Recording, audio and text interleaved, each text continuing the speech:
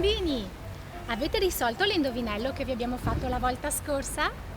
Non si deve cavalcare, ma la sella devi usare ed il caschetto indossare se in sicurezza vuoi circolare. Che cosa sarà? Bambini, questa volta vi faccio vedere la soluzione perché ho portato la mia bicicletta. Questa era la soluzione dell'indovinello, la bicicletta, e oggi vi ho portato la mia a far vedere. Ma non può essere la tua! No, è proprio la mia questa. Troppo piccola, non ci stai, come fai a pedalare? Questa è la bicicletta di quando io ero piccolina, la mia bicicletta.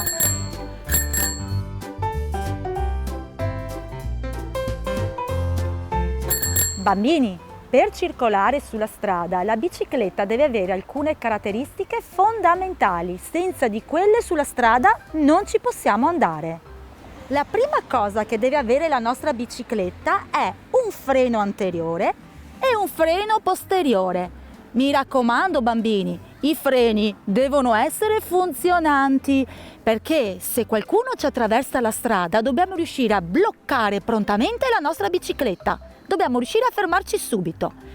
Altra cosa che deve avere la nostra bicicletta è un campanello. Segnalatore acustico. Se per caso l'amico a quattro zampe di Pilotino ci attraversa la strada, come facciamo a dirgli «Ehi, spostati, che stiamo arrivando in bicicletta?» Suoniamo il campanello, così avvisiamo della nostra presenza. Altra cosa importantissima sono i fanali. La mia bicicletta deve avere un fanale davanti e un fanale anche dietro. E questo perché, bambini?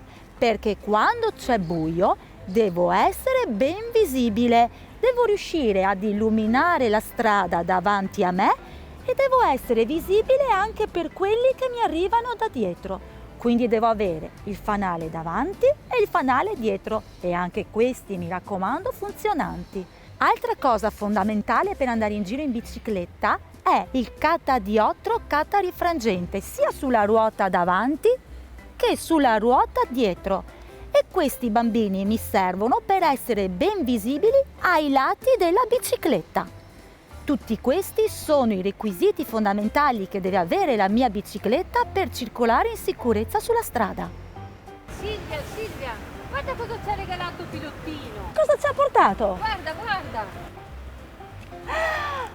Che meraviglia! un caschetto. Wow, è del mio colore preferito, rosa, e ci sta benissimo con la mia bicicletta. Grazie, Pilottino. Ma come possiamo usare? Ma secondo voi, dove si mette un caschetto? In testa? Ah, meno male che almeno questo lo sapete, mi preoccupavo. Il caschetto è molto importante perché ci protegge la testolina. In caso di caduta dalla bicicletta, con questo la testolina viene protetta. Silvia, Veronica, guardate cosa ho portato. Vi ho portato la mia bicicletta nuova. Vi piace la mia bici? Che bella! Ma che cestino strano! A cosa serve? Non ci si può mettere dentro la spesa. No, questo non è un cestino per la spesa. Questo è il cestino per il mio cagnolino. E ci starebbe anche il cagnolino di Pilottino. Brava Chiara, bravissima! Ricordatevi bambini, se decidete di portare il vostro amico a quattro zampe a fare un giro in bicicletta, dovete assolutamente avere un cestino come quello di Chiara. Così l'amico a quattro zampe sta qui dentro. Guardate! Si apre il cestino, mettiamo il nostro amico, chiudiamo il cestino e così circoliamo in sicurezza, sia per chi pedala in bici, sia per il nostro amico a quattro zampe.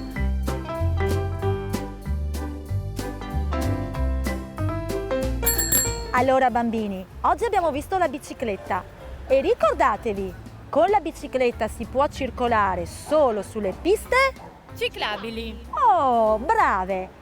E se invece sono sul marciapiede, come mi devo comportare? Devo scendere dalla bicicletta e la devo portare a mano, perché si chiama marciapiede, non si chiama marcia bici. Mi raccomando bambini, ricordatevi, piste ciclabili, posso circolare con la bicicletta, marciapiede, bici a mano. Come al solito ci lasciamo con un indovinello. pilotino si è stancato e per questo vuole essere trasportato. Non prenderà treno o aeroplano perché non vuole andare troppo lontano. E allora, di cosa si parlerà? Di un veicolo che conosci già. E quale sarà? Ciao bambini! Ciao bambini, alla prossima! Ciao ciao!